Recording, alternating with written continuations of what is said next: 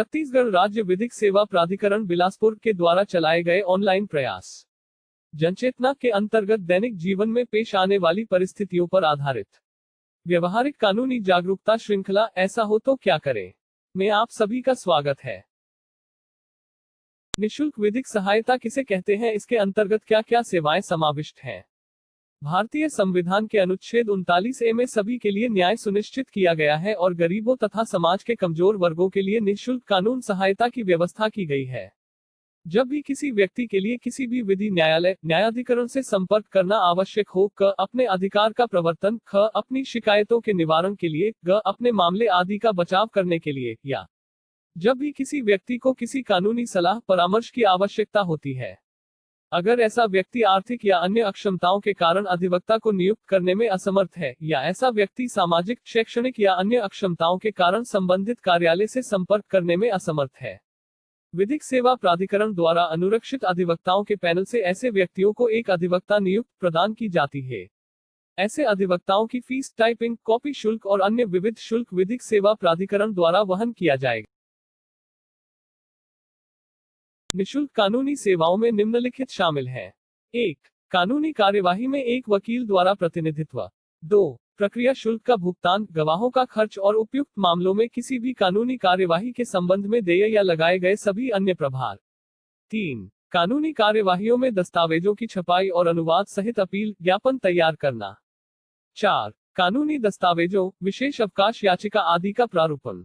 5. कानूनी कार्यवाही में निर्णयों, आदेशों, साक्ष्य के नोट्स और अन्य दस्तावेजों की प्रमाणित प्रतियों की आपूर्ति। 6. निःशुल्क कानूनी सेवाओं में लाभार्थियों को केंद्र सरकार या राज्य सरकार द्वारा बनाई गई कल्याणकारी विधियों और योजनाओं के तहत लाभ प्राप्त करने और किसी अन्य तरीके से न्याय तक पहुंच सुनिश्चित करने के लिए सहायता और सलाह का प्रावधान भी शामिल है।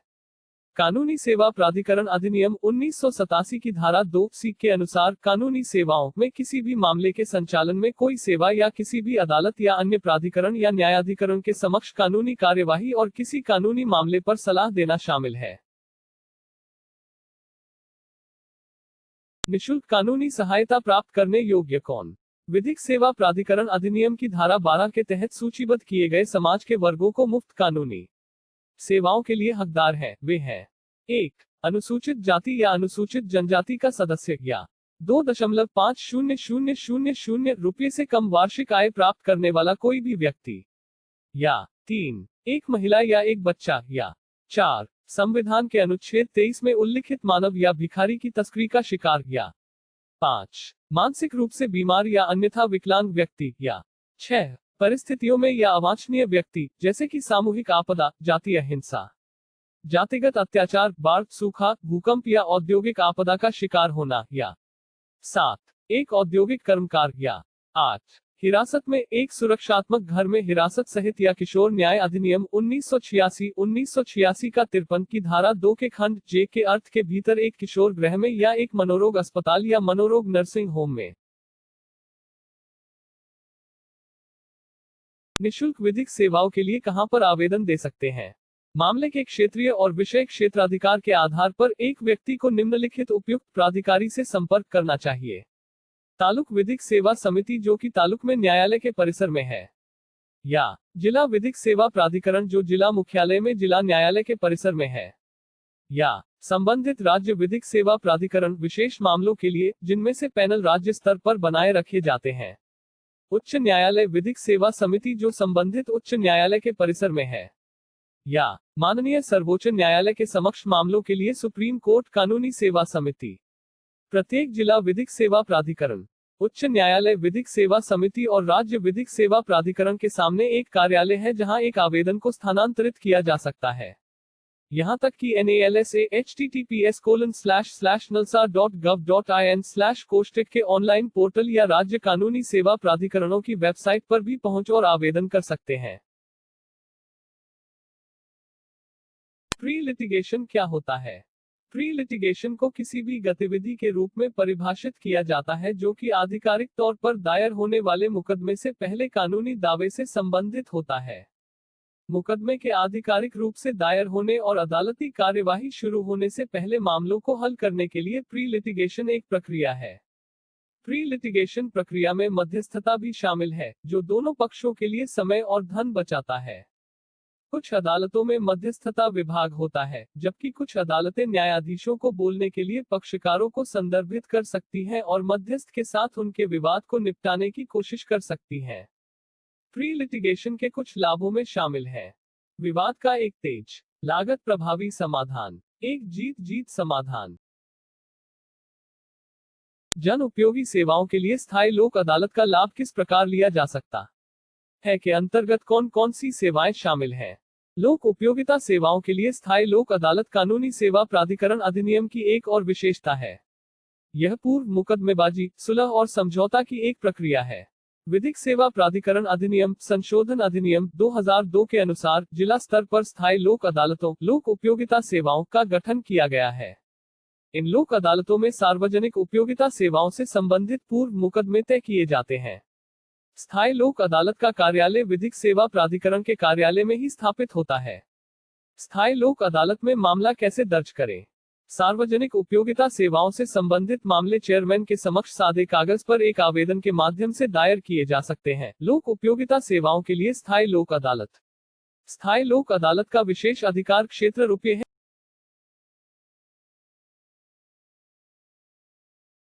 सार्वजनिक उपयोगिता सेवाएं कौन सी हैं? हवाई, सड़क या पानी द्वारा यात्रियों या माल की ढुलाई के लिए परिवहन सेवाएं। पोस्टल, टेलीग्राफ या टेलीफोन सेवा। किसी भी प्रतिष्ठान द्वारा जनता को बिजली, प्रकाश या पानी की आपूर्ति। सार्वजनिक संरक्षण या स्वच्छता की प्रणाली। अस्पताल या औषधालय में सेवा। बीमा सेवाएं। बैंकिंग सेवाएं।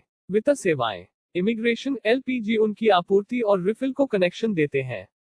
आधार कार्ड, राशन कार्ड, मतदाता पहचान पत्र और बीपीएल कार्ड। वृद्धावस्था और विधवा पेंशन, शगुन योजना और बेरोजगारी भत्ता। समय समय पर राज्य सरकार द्वारा अधिसूचना के माध्यम से शामिल कोई अन्य सेवाएं। मध्यस्थता क्या है? मध्यस्थता एक संरचित संवादात्मक प्रक्रिया है जहां एक निष्पक्ष तृतीय पक्ष विशेष संचार और बातचीत तकनीकों के उपयोग के माध्यम से संघर्ष को सुलझाने में विवादित पक्षों की सहायता करता है। मध्यस्थता में सभी प्रतिभागियों को प्रक्रिया में सक्रिय रूप से भाग लेने के लिए प्रोत्साहित किया जाता है। मध्यस्थता एक पक्षकार केंद्रित प्रक्रिया है जिसमें यह मुख्य रूप से पक्षकारों की जरूरतों, अधिकारों और हितों पर केंद्रित है। मध्यस्थ एक रचनात्मक दिशा में प्रक्रिया का मार्गदर्शन करने और पक्षकारों को उनके इष्टतम समाधान खोजने में मदद करने के लिए कई प्रकार की तकनीकों का उपयोग करता है। मध्यस्थता इस बात का भी मूल्यांकन है कि मध्यस्थ मुद्दों और प्रासंगिक मापदंडों, वास्तविकता परीक्षण का विश्लेषण करता है। प्रक्रिया अनौपचारिक है जहां विवाद का परिणाम पक्षकारों द्वारा स्वयं नियंत्रित किया जाता है। मध्यस्थता की प्रक्रिया क्या है? न्यायालय अनुबंधित मध्यस्थता के तहत मध्यस्थता सेवाएं न्यायालय द्वारा न्यायिक प्रणाली के हिस्से के रूप में प्रदान की जाती हैं। न्यायालय कुशल और अनुभवी मध्यस्थों की एक सूची रखता है जो पक्षकारों के लिए उपलब्ध है। न्यायालय एक मध्यस्थ की नियुक्ति करता है और एक तिथि निर्धारित करता है जब मध्यस्थता पूरी होनी चाहिए। मध्यस्थता के परिणाम गोपनीय होते हैं और कोई भी समझौता अदालत के निर्णय के रूप में लागू करने योग्य होता है। पक्षकार, वकीलों और न्यायाधीश मध्यस्थता प्रक्रिया में सकारात्मक रूप से भाग लेते हैं और यह महसूस किया जाता है कि न्याय वितरण प्रणाली में सभी के द्वारा समझौता प्राप्त किया गया है। वकील जो मामले में पक्षकारों का प्रतिनिधित्व करते हैं वही मध्यस्थता के समक्ष अपने पक्षकारों का प्रतिनिधित्व करते हैं और पक्षकारों को भी भाग लेने की अनुमति होती है। मध्यस्थता की प्रक्रिया को स्वीकार करने में भी सुधार होता है क्योंकि यह अभिन्न और निष्पक्ष न्यायालय प्रणाली है जिसे अतिरिक्त सेवा प्रदान करने के रूप में देखा जाता है। लोक अदालत में आवेदन की प्रक्रिया और शर्त क्या है?